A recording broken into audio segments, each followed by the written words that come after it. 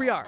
That's right, which you've all been waiting for. The most famous and also most recent adaptation of the list of actions that are considered war crimes, as well as other codes of conduct when it comes to warfare and humanitarian stuff. The Geneva Conventions of 1949 are the most famous Geneva Conventions and consist of 4 different treaties. These 4 treaties consist of previous Geneva Conventions. Interestingly, the Geneva Conventions actually date back to the 1860s, predating the Hague Conventions, but that initial Geneva Convention really only focused on one thing, and I figured I would put all of the Geneva Conventions together and chronologically time it with the 1949 Geneva Conventions because that's where it really became its final form, so to speak. If you're unfamiliar, the Geneva Convention itself is the core of all modern international humanitarian law, or IHL, and its sole goal is to protect the victims of armed conflicts. The Geneva Conventions of 1949 were, of course, a byproduct of the end of the Second World War, where many crimes against humanity and war crimes were committed. And on top of the Geneva Conventions in 1949, we also saw the establishment of the Nuremberg Principles, which isn't worth its own section, but essentially the Nuremberg Principles were created not necessarily to define war crimes, but to ensure war crimes were punished. And because there was a lot of Nazi Party members after World War II who committed war crimes, the International Law Commission and United Nations saw it was vital that they created the Nuremberg Principles to ensure all of these guilty individuals did not escape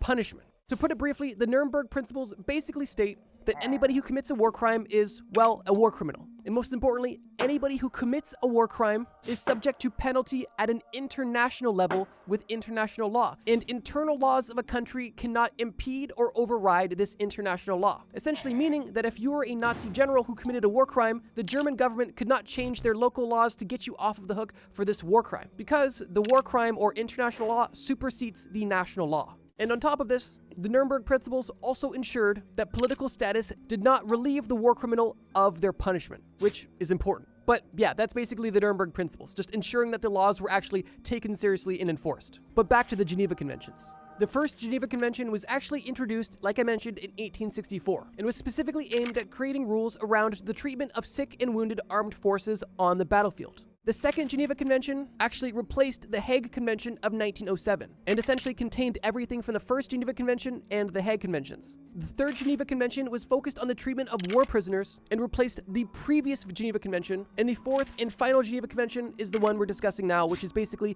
the all-encompassing Geneva Convention. Now, with all of this being said, before I say Geneva Convention for the millionth time, let me explain some of the newest additions introduced with the Geneva Conventions.